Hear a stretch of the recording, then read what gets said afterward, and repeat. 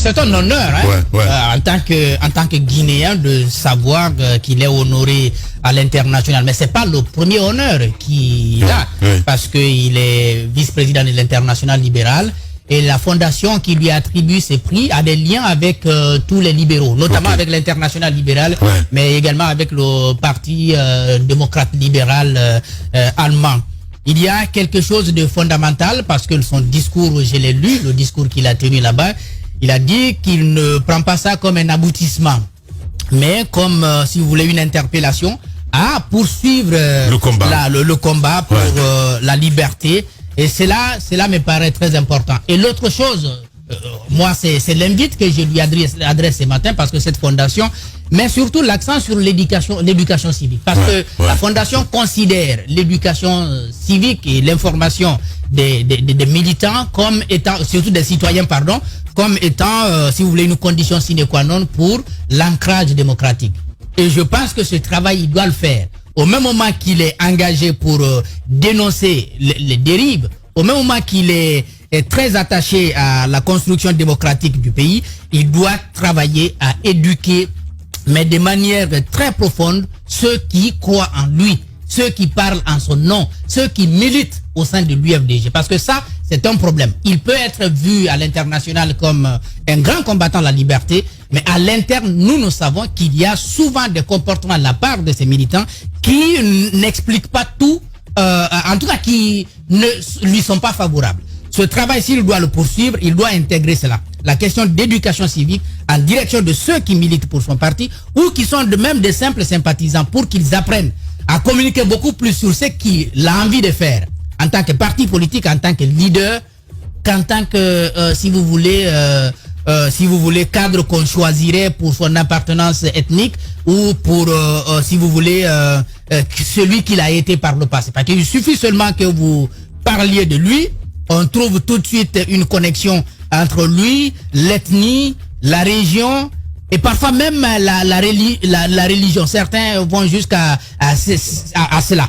Et cela doit être étudié par ceux qui travaillent avec lui au bureau politique pour continuer à éduquer les militants. Moi, c'est ce qu'il doit faire pour faire de l'UFDG un parti à la fois grand, mais surtout responsable. C'est un parti grand déjà. Voilà. Oui, il est déjà grand. Maintenant, il faut y ajouter l'éducation en direction des militants. Bien. Moi, j'appelle ça du civisme, mon cher ami. C'est trop fort ce que tu dis. Mais c'est ça, l'éducation civique.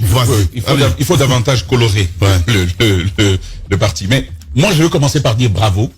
C'est un Guinéen dont on peut être fier avec cela. Parce que c'est un prix continental. Depuis plusieurs années, ça va faire un peu plus de 60 ans maintenant que le prix est décerné. C'est donc beaucoup de fierté pour nous de recevoir un Guinéen qui est reconnu de cette façon à l'international. Je veux dire une chose.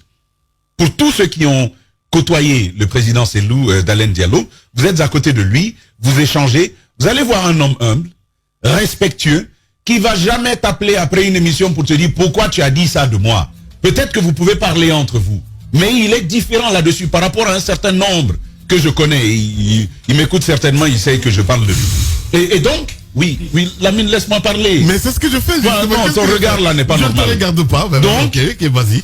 Effectivement, donc le regard, je dis non. Il s'agit de quelqu'un de très vivant, de très humain. C'est tout, en fait, par rapport à ces militants, eux, c'est la nuit et le jour. C'est pourquoi je veux appuyer ce que Jacques dit. Éducation civique là dans les partis politiques, l'éducation politique des militants, c'est un enjeu important aujourd'hui pour porter son combat. Effectivement, il a fait beaucoup de sacrifices en Guinée, mais de ce côté-là, l'éducation politique, il y a un manque sérieux à gagner. Après le ministre Gawal, il y a certainement, parce que c'est l'autre pan de ce prix-là qu'il faille évoquer, le soutien à une ONG guinéenne. Voilà, nous partons sur le terrain. Le porte-parole du gouvernement en direct, Madame Yoro, ce matin, c'est bien sûr Ousmane Gawal Diallo. Les grandes gueules. Bonjour, Monsieur le ministre. Bonjour. Bienvenue chez les grandes gueules. Alors, nous évoquons ce prix dont Monsieur Cellou Dalein Diallo est récipiendaire et justement par rapport à cela, il était prévu qu'il fasse une communication dans un média de la place. Nous apprenons que des menaces seraient venues du côté des autorités justement pour empêcher que cette émission se déroule. Nous venons recouper l'information auprès de vous. Qu'en est-il réellement? Bon, disons que moi j'étais très étonné de lire ça comme beaucoup de Guinéens, qu'il y aurait eu des pressions politiques qui auraient amené la direction de film à reconsidérer la programmation, ce qui serait une première dans notre pays depuis très très longtemps.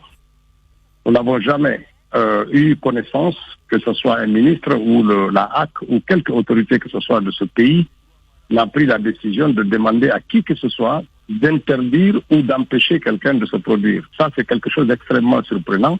À l'instant même, je viens de lire le communiqué du président du conseil d'administration de film qui, manifestement, conteste la déclaration de film elle-même. En tous les cas, il n'y a aucune autorité à notre connaissance qui a fait quelque pression que ce soit. Et dire ainsi, c'est jeter le discrédit sur la transition et sur les autorités de la transition. Et il appartiendrait à ce moment-là à la direction de la film radio, de dire quelles sont les pressions politiques et ils sont venus d'où. Et je pense que ni sur le plan professionnel, ni sur le plan déontologique, ce communiqué n'est correct de ce point de vue-là. Il y a énormément de déclarations qui se font dans les médias et dont certains sont à la limite acceptables. Mais jamais aucune émission n'a fait l'objet. Je sais parfaitement de quoi je parle et si Film dit ça aujourd'hui, vraiment c'est quelque chose de déplorable et en tous les cas nous n'avons aucune connaissance de cela.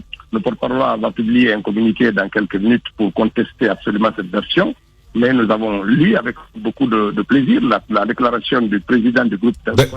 D'accord, mais Monsieur le ministre, Monsieur le ministre, vous connaissez la plupart des animateurs de l'émission, parce que il s'agit pas, en l'occurrence, de tout le média, mais d'une émission, c'est Mirador. Vous connaissez Akumba, Aboubacar Diallo. Il y a pas mal de journalistes remarquables, respectables dans cette émission. Vous nous diriez que tout ça a été inventé, tiré comme ça par les cheveux? Non, moi je ne vais pas aller dans ce que je dis, simplement ce que je connais. Moi, ce matin, j'ai eu des discussions avec certains d'entre eux. Non, personne d'entre eux ne m'a dit qu'il a eu une pression. Et on n'a même pas parlé de la tenue ou non de cette émission. Pour nous, d'abord, c'est inconcevable de vouloir dire que Cellou Dalein ne parle pas, parce que Cellou Dalein peut parler dans une autre radio internationale ou un média international qui va être écouté par des Guinéens à travers le canal, à travers le satellite. Quel est l'intérêt de dire à ce moment-là qu'il ne parle pas sur Film? Ça, c'est à Film de dire qui est la pression politique qui l'a empêché de produire son émission. Moi, je ne connais pas, je ne peux pas dire. Est-ce que par connexion, ce serait pas lié, quand même, on sait que Antonio Soiré, promoteur de ce groupe de médias, a souffert ces derniers temps de Guinea Games avec l'État. Le voir sortir de cette façon, prendre un communiqué, honnêtement, est-ce que c'est pas trop facile de dire le groupe de médias a dit ceci, je ne suis pas concerné, je suis surpris? Non, c'est pas ça. Je dis simplement il faut qu'on soit conséquent. Je pense que si Film devait aller jusqu'au bout, c'est à Film d'apporter les origines de ces pressions politiques. C'est pas à moi, je ne connais pas. Je dis simplement que nous n'avons aucune connaissance. Et moi, j'ai pris la peine d'appeler toutes les personnes, le ministère de l'Information, de la HAC, du ministère de la Justice, et ça ne vient pas du porte-parole, et du secrétaire général du gouvernement, et de tout le monde, pour savoir est-ce qu'il y a eu un échange entre eux et le conseil d'administration, ou de quelque nature que ce soit avec le film par rapport à cette émission. La réponse est négative. Personne n'a parlé avec eux par rapport à ça. Et le film dit qu'il a reçu des pressions politiques. Je pense qu'à un moment donné, il faut être responsable. Moi, je ne sais pas ce qui s'est passé, mais très sincèrement, si moi je devais subir une pression au point de ne pas faire mon travail, je préfère ne rien dire si je n'ose pas dire qui m'a fait la pression. Je préfère en ce moment-là ne rien dire parce que vous jetez le discrédit et vous alimentez la crise pour rien du tout. C'est-à-dire que s'ils sont capables de dire qu'ils ont reçu des pressions politiques, ils doivent être capables de dire des pressions politiques venues de qui? S'ils ne sont pas capables de dire ça, c'est pas la peine de dire des pressions politiques parce qu'en ce moment-là, vous jetez le discrédit sur tout le monde. Et ce n'est pas normal. Moi, c'est tout ce que je peux leur dire. Nous, en tous les cas, le président de la transition ou aucun membre du gouvernement ne peut faire ça. Ensuite, il n'appartient qu'à la justice et à la HAC d'interdire éventuellement une émission. Ce n'est pas la politique qui interdit une émission. S'il y a interdiction, s'il y a sanction, ça doit être judiciaire ou qui vient du régulateur du secteur. Ousmane Gawal Diallo en direct ce matin chez les GG. Mohamed Mara, question, voilà. Ça me gêne un peu de parler de ce sujet, mais j'ai un devoir de vérité et un devoir de confraternité vis-à-vis de... Il est toujours là? Ah d'accord. Ouais. Ok, mais monsieur le ministre, j'aimerais bien quand même vous faire réagir. Vous qui avez été membre très influent de l'UFDG jusqu'à très récemment, à ce prix qui a été octroyé à monsieur Selou Dalein Diallo, le premier francophone quand même à obtenir ce prix Frédéric Naumann. Qu'est-ce que ça vous fait d'abord en tant que Guinéen, mais aussi voir que des efforts allant dans le sens de la paix, de l'éducation politique sont quand même reconnus à l'international? Je ne sais pas qu'est-ce que ce père-là... Est-ce que c'est un exemple que vous aimeriez citer ou encourager auprès des autres acteurs politiques? Écoutez-moi, moi quand je suis démocrate, je ne prends pas de décision qui violent les textes que je gouverne. Quand je prends les décisions qui violent les textes qui gouvernent l'institution que je gère, ou quand j'ai des difficultés à faire des compromis, alors il faut se questionner sur la nature de sa démocratie, de son caractère démocrate même. Le démocrate, c'est celui qui fait l'effort de respecter les textes et qui fait l'effort de trouver des compromis quand il y a des difficultés. C'est cela la démocratie. Et c'est le commentaire que j'ai à faire par rapport à ça. Pour le reste, ça ne m'intéresse pas. Vous estimez donc que ce prix a été accordé sans trop de recherche? Moi, je ne sais pas. Je dis simplement que lorsqu'on est démocrate, on fait l'effort de respecter les textes qu'on gouverne. Et ensuite, on recherche constamment le compromis. C'est ça la démocratie, c'est cela le bon démocrate, et c'est cela le démocrate. Et c'est ce qui a caractérisé, ce qui nous ont inspiré. Vous prenez Mandela, c'est quelqu'un qui a toujours recherché le compromis, y compris avec ses anciens bourreaux. Et il est allé au bout de lui-même pour trouver les compromis et les solutions pour stabiliser son pays. C'est pas quelqu'un qui s'est radicalisé sur sa vérité. Et donc, pour vous, Selou Dalein Diallo ne mérite tout simplement pas ce prix. C'est un radical, là, si je vous écoute. Vous parlez de radicalisation. Je dis simplement ce que je dis. Moi, j'ai été clair dans mon propos et je ne veux pas ajouter une autre parole là-dessus. Non, vous dites que vous préférez quelqu'un qui ne se radicalise pas sur ses positions. Non, je ne sais pas que je préfère ou pas. Je dis le démocrate, c'est celui qui recherche des compromis. Bien. On vous attend. D'accord. Allez, on vous attend en studio, comme c'était prévu mercredi donc. Merci beaucoup. Merci beaucoup. Voilà, Ousmane Gawal Diallo, le porte-parole du gouvernement.